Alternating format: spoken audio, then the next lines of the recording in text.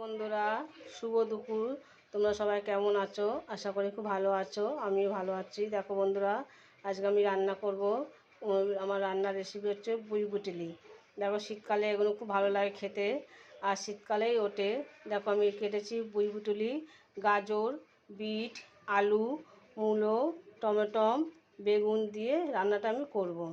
খেতে খুব ভালো লাগে বন্ধুরা, শীতকালে এই খাবার খায়। বন্ধুরা, আমি এখন কড়াইতে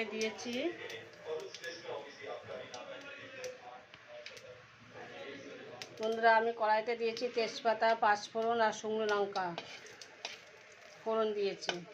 দেখুন, তেলটা আমার গরম হয়ে গেছে। সবজিগুলো এখন আমি দিয়ে দিচ্ছি।